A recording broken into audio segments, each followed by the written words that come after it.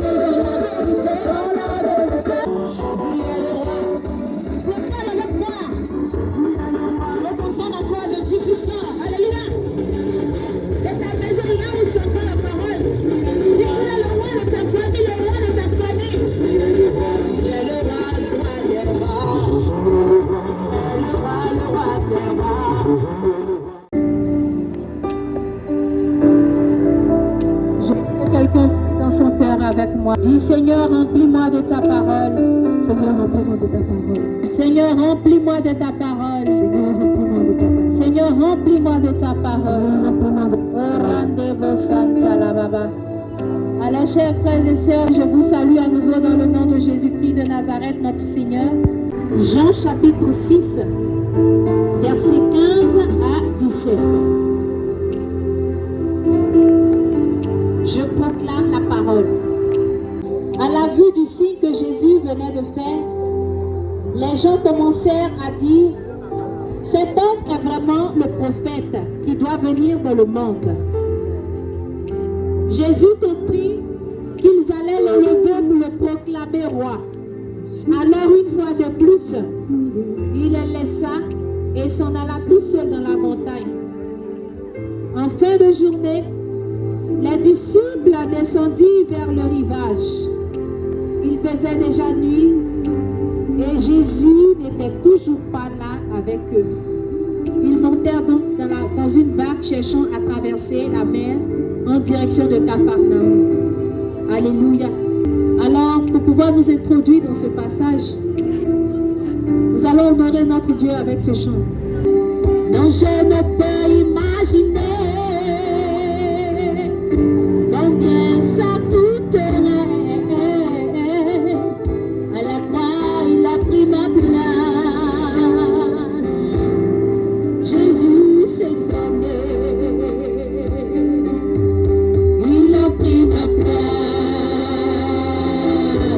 Jésus a pris ma place. Il a pris ta place. Il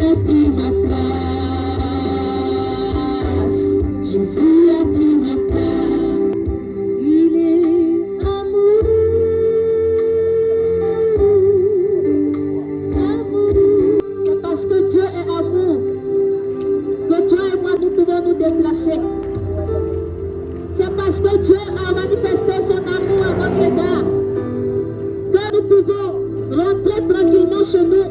Amen. Après une journée de labeur. Amen. Mais beaucoup ne pourront pas rentrer ce soir chez eux. Parce que la mort a croisé leur chemin.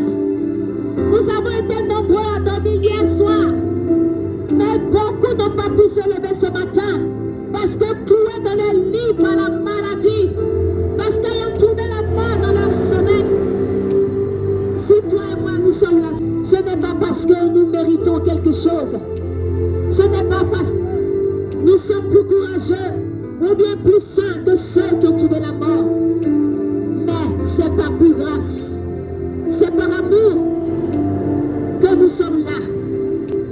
Le passage que nous avons lu, bien-aimés, nous parle de l'épisode après la multiplication du pain.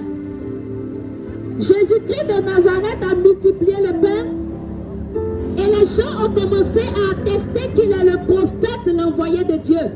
Parce qu'ils ont regardé au signe que Jésus a opéré.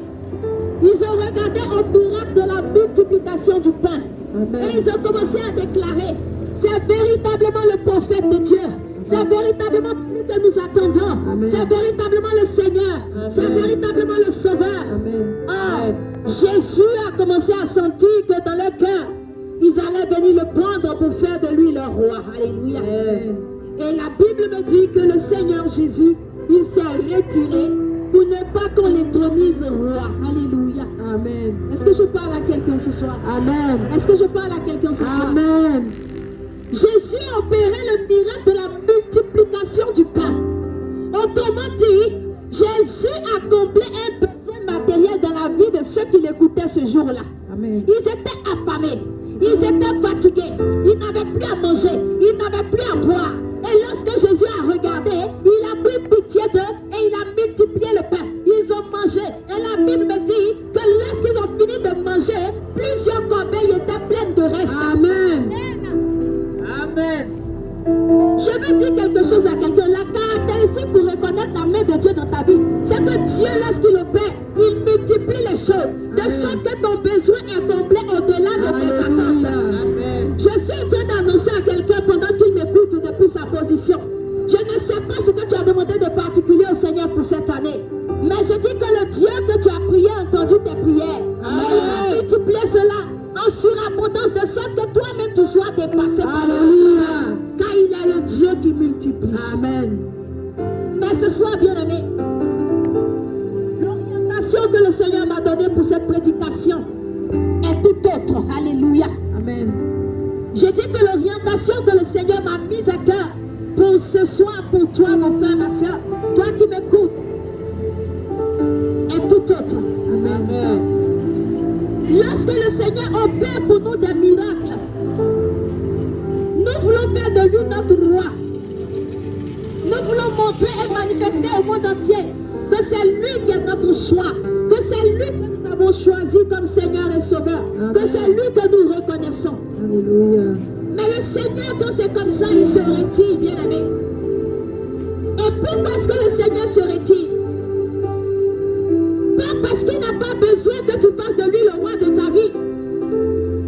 Pas parce que Dieu ne veut pas que tu le déclares, tu le proclames Seigneur et Sauveur de ta vie.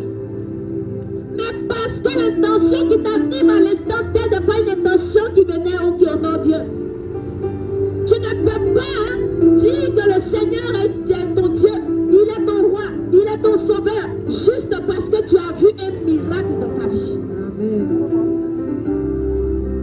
Est-ce que je parle à quelqu'un? Est-ce que quelqu'un commence à me suivre? Est-ce que quelqu'un commence à me suivre? Amen. Alléluia. Amen. On est ensemble.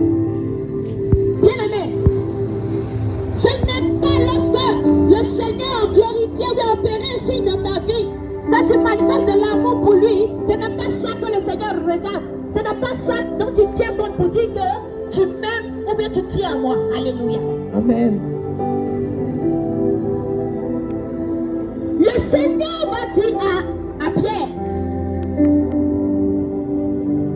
je lis la parole, il dit à Pierre, est-ce que tu m'aimes?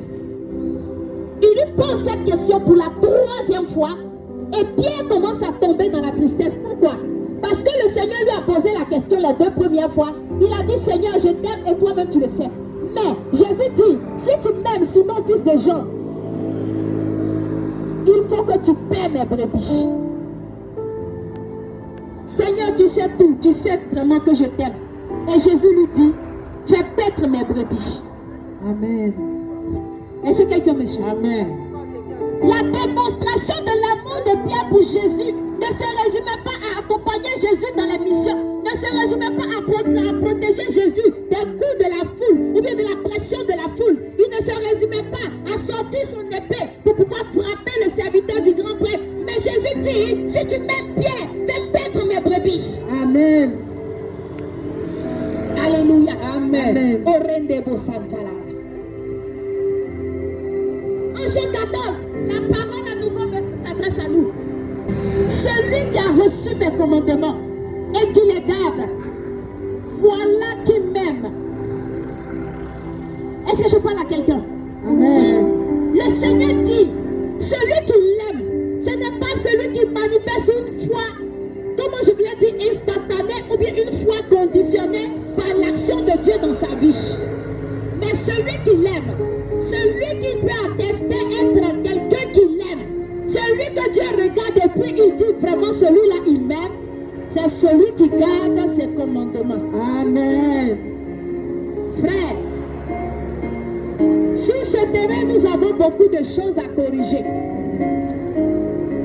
Le Seigneur nous dit, les choses s'en vont dans un autre sens. Nous observons beaucoup de choses dans notre ère, dans notre époque. Nous observons beaucoup de choses qui vont de travers.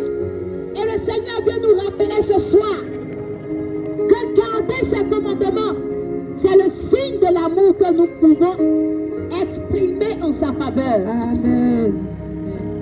Garder le commandement de Dieu, ça veut dire qu'il faut que ta vie soit conforme à la vie que Dieu te prescrit de vivre. Amen. Garder le commandement de Dieu, ça veut dire il faut que tu essaies de quitter ton péché, que chaque jour tu fasses l'effort de quitter ton péché, que chaque jour tu fasses un exercice qui te conduise un peu plus de la sanctification. Amen. Garder le commandement de Dieu, ça veut dire en toute circonstance, en toute occasion, quel que soit ce qui se passe, quel que soit ce que je vis, je fais l'effort de témoigner de ce que je suis appelé et enfant de Jésus. Amen. Garder le commandement de Dieu, ça veut dire que quelles que soient les difficultés, quelles que soient les situations, Jésus reste et demeure mon Seigneur et mon Sauveur. Alléluia. Celui qui m'aime, c'est celui qui garde nos commandements. Amen. Garder le commandement de Dieu, ça veut dire que nous ne devons pas nous laisser dénaturer par les circonstances. Nous ne devons pas nous laisser dénaturer par ce qui nous entoure. Amen. Nous ne devons pas nous laisser dénaturer par l'époque actuelle que nous vivons. Amen. Nous les chrétiens, nous sommes un peu dépassés actuellement.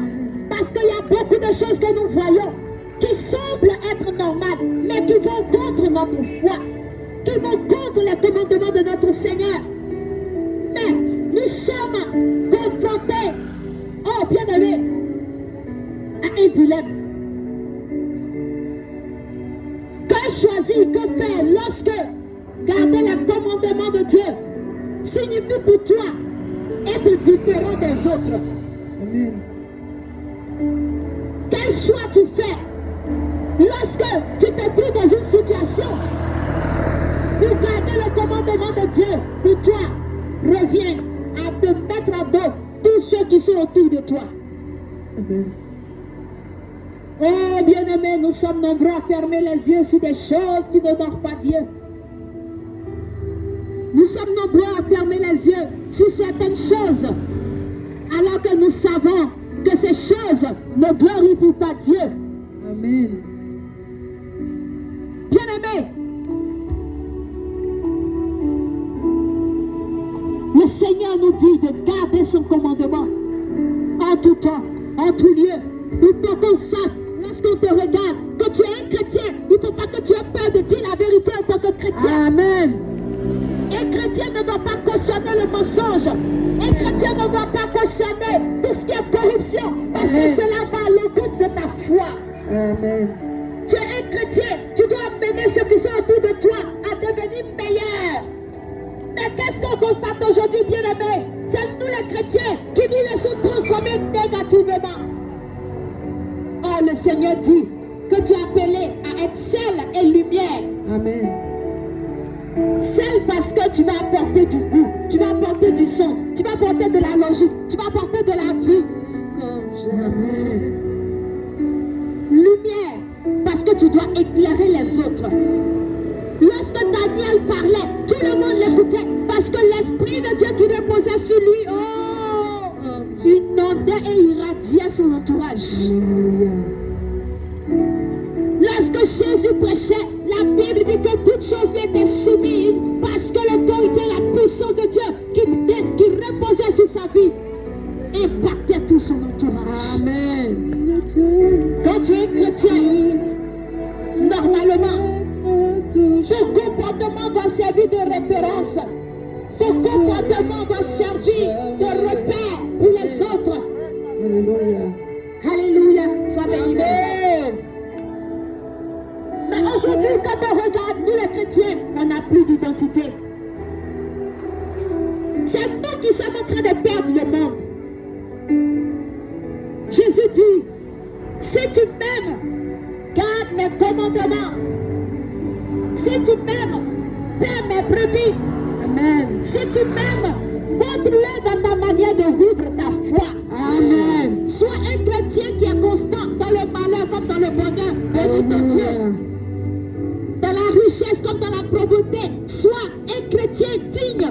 Amen. Dans la maladie comme dans la santé. Dis que tu es un chrétien et que ton Dieu est puissant. Alléluia.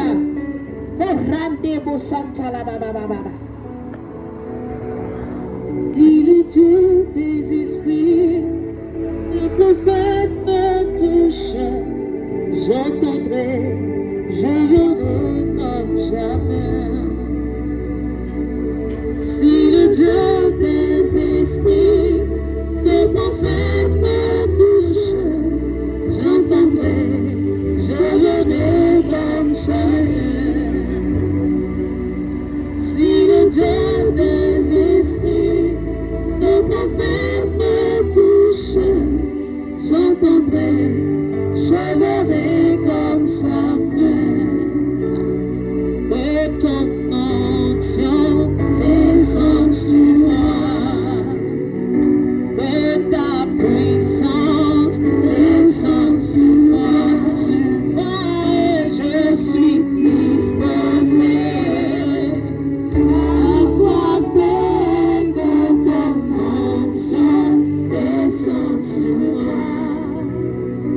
Merci Seigneur. Frères et sœurs, bien-aimés du Seigneur, aujourd'hui le Seigneur a besoin de chrétiens fermes. Il a besoin de chrétiens conscients de leur identité de chrétiens. Il a besoin de chrétiens et de croyants qui témoignent de leur foi, qui vivent cette foi, qui manifestent leur foi. Oui, le Seigneur a besoin de chrétiens qui soient prêts à faire des sacrifices pour leur foi, des chrétiens qui assument leur identité, Amen. des chrétiens qui, comme Daniel, acceptent de prendre des risques pour rester fidèles à leur Dieu. Amen. Le Seigneur t'interpelle ce soir, tu m'as entendu. Le Seigneur te dit, face à l'argent, ne perds pas tes valeurs. Alléluia. Le Seigneur te dit, face au pouvoir, ne perds pas tes valeurs. Amen. Le Seigneur te dit, face au bien de ce monde, ne perds pas tes valeurs, ne Amen. perds pas ton identité. Alléluia. Parce que laisser le monde te transformer, c'est perdre ton identité de chrétien. Amen. Aujourd'hui, beaucoup de jeunes gens sont prêts à faire des sacrifices, à faire des alliances, parce qu'on veut avoir tout en un seul coup. Aujourd'hui, dans des familles, face au bien matériel, on est prêt à se déchirer, à se trop déchirer, à s'entretuer. Le Seigneur nous dit de ne pas perdre de vue la croix. Il nous a rachetés à grand prix. Alors pourquoi, alors que nous sommes devenus libres par le sacrifice de Jésus, pourquoi est-ce que nous-mêmes, nous allons encore nous mettre sous la servitude? Pourquoi est-ce que nous allons nous mettre sous le joug de la domination de ces esprits mauvais que le Seigneur lui-même a terrassés, sur lesquels il nous a donné pouvoir? Pourquoi nous allons encore nous assujettir à l'autorité? Le Seigneur me fait dire à ton cœur et à ton âme ce soir, regarde dans ta vie, qu'est-ce que tu dois corriger? Qu'est-ce que tu dois changer? Qu'est-ce que tu dois améliorer? Car les temps sont mauvais, frères. Les temps sont mauvais, sœurs.